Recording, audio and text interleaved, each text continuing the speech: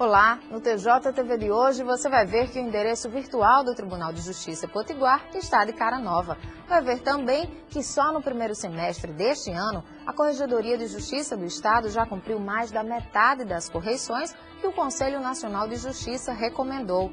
E ainda, Justiça Federal diz que psicólogos podem sim tomar o chamado depoimento sem dano e suspende os efeitos da resolução do Conselho Federal de Psicologia que impedia isso. Não sai daí, o TJTV está só começando.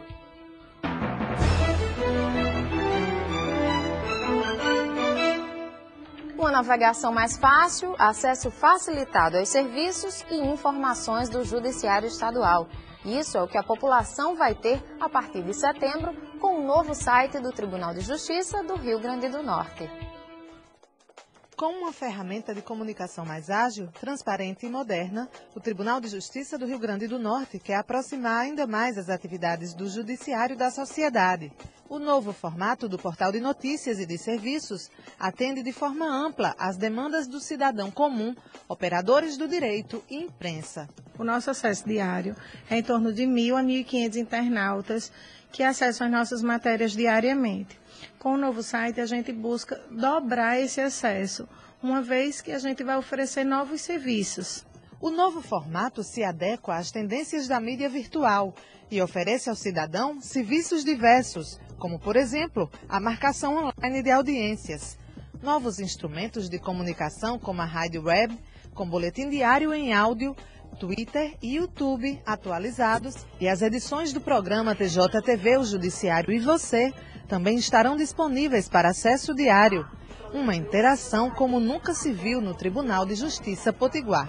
O Tribunal de Justiça já tinha um canal de comunicação, que era o antigo site, e ao percebermos a demanda de acesso do nosso site, que antigamente era voltada apenas para a classe de advogados, a classe jurídica, nós percebemos que o site começou a ser acessado pela imprensa, pelo cidadão, e ao percebermos isso, nós procuramos fazer uma reestruturação, onde em um só espaço o cidadão conseguisse encontrar todos os serviços do judiciário. E agregado a isso, a gente trazer as novas mídias, que são uma tendência, como Twitter, Facebook, o programa de televisão.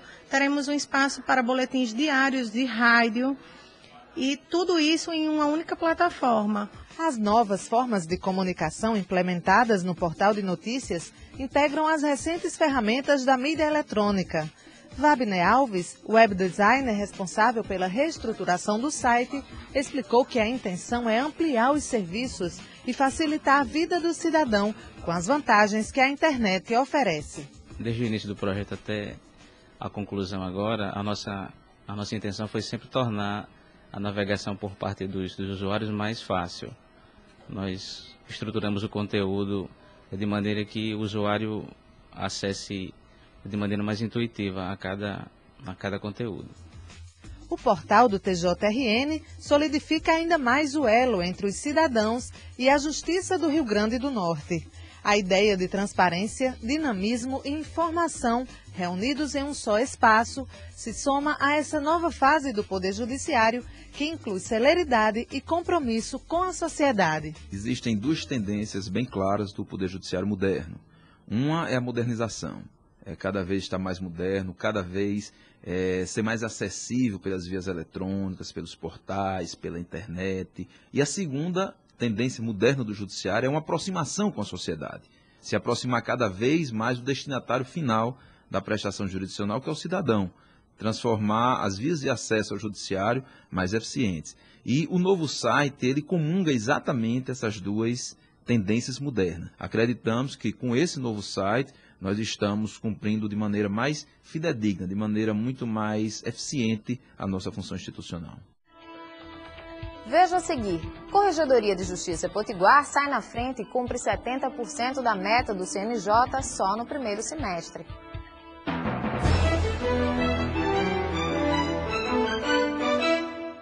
No primeiro semestre deste ano, a Corregedoria de Justiça Potiguar cumpriu 70% de uma das metas fixadas pela Corregedoria Nacional. Pelo menos 30% das unidades jurisdicionais do Estado devem passar por correições. No Rio Grande do Norte, essa margem representa 66 estabelecimentos que devem passar por correções, mas na metade do ano, 46 já haviam sido realizadas. Um esforço reconhecido pelo próprio Conselho Nacional de Justiça, por meio de um ofício emitido pelo juiz auxiliar Luciano Lozecan. Nós deveremos atingir a meta no próximo mês de setembro. E totalizando no primeiro semestre, nós chegamos já a 61 ações da Corregedoria Estadual no Rio Grande do Norte. Um levantamento sobre o trabalho realizado no primeiro semestre pela Corregedoria de Justiça Potiguar mostrou um número satisfatório de inspeções do Fundo de Desenvolvimento da Justiça, além das promovidas pelo Grupo de Apoio à Execução Penal, o GAEP. As ações da Corregedoria são abrangentes, beneficiam os presos, as condições de trabalho dos agentes e auxiliam o Estado na execução do sistema. Dentro do Estado, as coisas se desenvolvem dentro do planejado e programado numa realidade que vivenciamos desde 2009.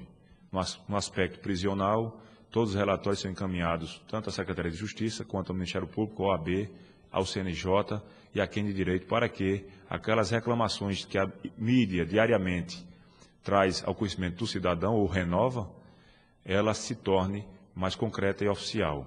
Quanto à falta de viatura, falta de espaço para os presos, alimentação, o próprio alojamento dos agentes penitenciários e dos policiais militares, presos em delegacia, ausência de telefone, ausência de internet, isso só faz piorar desde que nós começamos a monitorar no Rio Grande do Norte desde 2009. A contribuição com o sistema penitenciário é imprescindível. Basta saber que o trabalho do GAEP este ano já resultou na abertura de 282 novas vagas nas unidades prisionais do Rio Grande do Norte. Isso foi possível graças ao trabalho de celeridade nos processos que tramitam nas varas do Estado. Em 4 anos, 1.300 vagas foram abertas e ajudaram a desafogar as unidades. São vagas que estavam sendo ocupadas por detentos que deveriam ter progressão de regime e, por alguma razão, ainda não tinham tido. Então, o que acontece? Quando um detento ele, tem um regime progredido do fechado para o semiaberto, abre-se uma vaga no fechado. Quando ele sai do semiaberto para o aberto, da mesma forma, e até o livramento e a extinção da pena. Então, durante esse período todo, nós analisamos mais de 20 mil processos e foram abertas mais de 1.300 vagas. Só este ano foram 282. Não é criação de vaga, não é aumento na quantidade, na capacidade do presídio, é sim aumento de vagas pela liberação daqueles que já têm direito a sair. Até junho de 2012, foram analisados 4.209 processos, o que corresponde a mais da metade dos 6.631 examinados durante todo o ano de 2011. Segundo o juiz corregedor Bruno Lacerda, o judiciário busca fazer a sua parte, no intuito de contribuir para a sobrevivência do sistema prisional. Para o preso em si, o benefício é exatamente esse, saber que o processo dele não está parado, não está esquecido. Tem um grupo de juízes e servidores que está trabalhando, analisando a situação dele. Se ele tem direito a uma progressão, ele vai receber a progressão. Se ele não tem, vai ser negado. Mas o judiciário cumpre o seu papel. No que se refere às demais inspeções e correições, são aquelas realizadas nas secretarias judiciárias, nas comarcas. Aí sim é verificar o que há de irregular, o que há de andamento atrasado nos processos e apontar as medidas para a solução desses atrasos, desses gargalos, para que possa ser dada uma prestação jurisdicional mais rápida.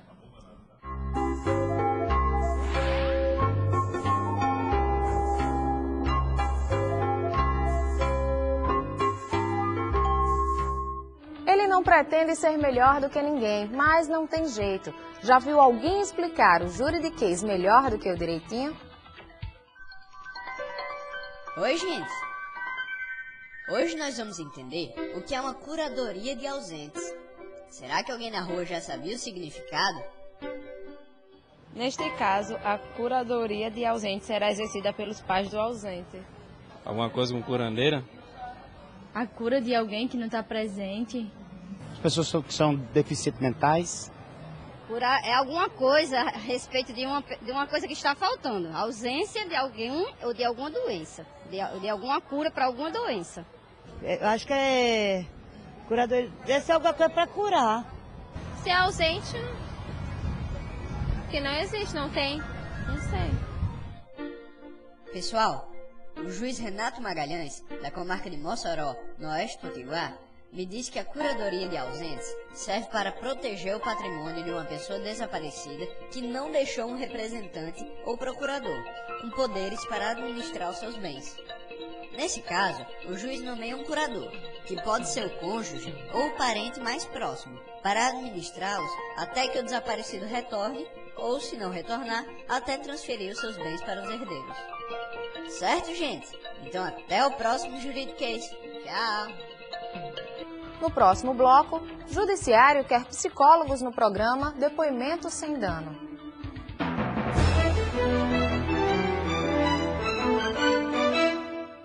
A Justiça Federal do Rio de Janeiro suspendeu os efeitos de uma resolução do Conselho Federal de Psicologia que impedia os psicólogos de atuarem no Judiciário, tomando o depoimento de crianças e adolescentes vítimas de violência no programa chamado Depoimento Sem Dano.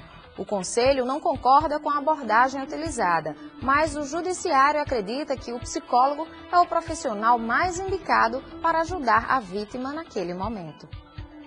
O depoimento sem dano é uma ferramenta considerada imprescindível pelos juízes que julgam processos criminais de natureza sexual envolvendo crianças e adolescentes. Com a presença de um psicólogo nas audiências, em que a vítima é ouvida, as vítimas são interrogadas em ambiente separado, onde são gravados áudio e vídeo do diálogo com o psicólogo.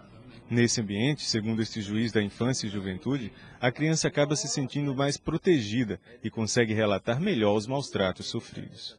A diferença é enorme entre uma criança que vai falar sobre um trauma, né, muitas vezes irreversível, de um abuso sexual, algumas vezes acontece pelo próprio pai, o agressor, ela, na presença do juiz, na presença do próprio acusado, do Ministério Público, ela se sente intimidada.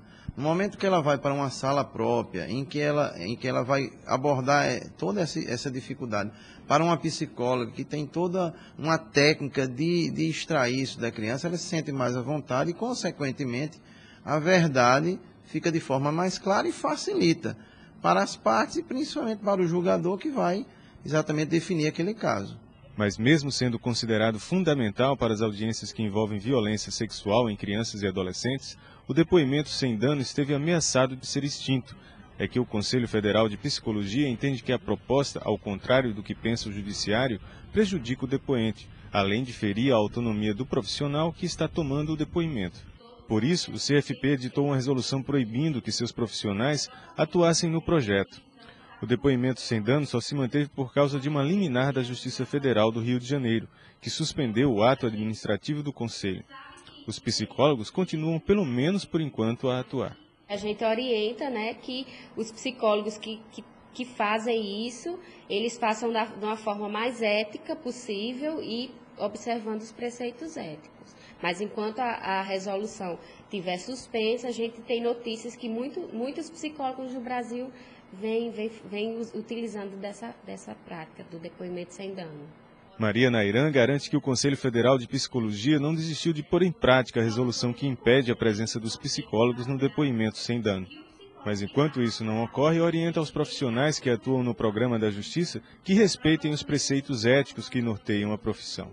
A gente entende o lado do psicólogo, né, que muitas vezes ele precisa atender aquela demanda judicial, né, e o Conselho Federal de Psicologia orienta, né, que a gente orienta esses psicólogos a fazer isso quando são obrigados, de uma forma mais ética possível e observando os procedimentos técnicos da nossa profissão.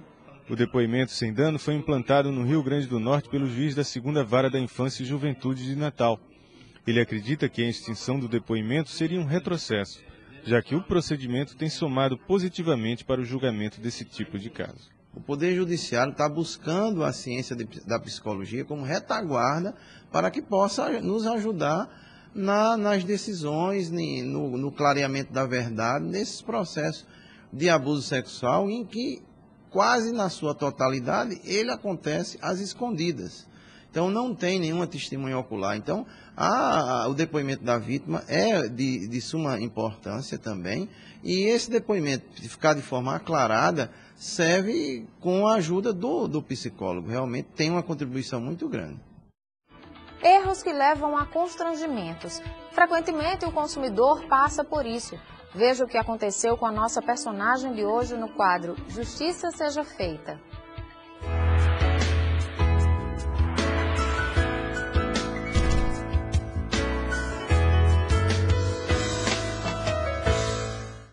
Rose sempre pagou religiosamente em dia a fatura do cartão de crédito que tinha de uma rede de supermercados. Mas com a mudança do banco que administra o cartão, foi surpreendida pela cobrança de uma conta já paga. Mesmo depois de sucessivas reclamações, a financeira não recuou e continuou com as cobranças. Nisso começou o constrangimento na loja, eu ia fazer a compra, o cartão não era aceito. Começaram a chegar cartas na minha casa, fazendo a cobrança em dobro. Começou a chegar cartas falando que meu nome ia ser restrito. Nisso, eu entrei em contato várias vezes com o setor responsável e não obtive êxito nenhum. Como se não bastasse o incômodo de ser cobrada mensalmente por uma conta já paga, Rose passou a sofrer constrangimentos no supermercado do qual já era cliente há tanto tempo. Ela também teve o nome inserido nos órgãos de proteção ao crédito e isso acabou sendo empecilho para um outro contrato. Meu intuito era só de resolver o meu problema, de acabar com aquele constrangimento que estava até já afetando outros assuntos meus, porque eu tenho um contrato em outro banco, eu não podia ter o meu nome restrito, eu cheguei a pagar a fatura para que isso não acontecesse. Então, eu só queria resolver esse problema mesmo. E já pedi logo o cancelamento do cartão, não quis mais. O dano gerado e não resolvido pela falta de iniciativa da administradora do cartão motivou Rose a entrar com uma ação na justiça. Poucos meses depois, ela foi ressarcida por danos materiais. Recebeu R$1.000. Na verdade, havia também uma indenização de danos morais, o que eu não quis seguir adiante. Eu só queria mesmo o que eu já tinha pago. E aí eles pagaram e ainda pagaram em dobro. A justiça foi feita. Veja estas e outras notícias do Judiciário Estadual no site do Tribunal de Justiça ou pelo Twitter. Se tiver dúvidas ou sugestões, envie um e-mail para a gente. Os endereços são estes que estão no seu vídeo. O TJTV de hoje termina aqui. Tenha uma ótima semana e até o próximo programa.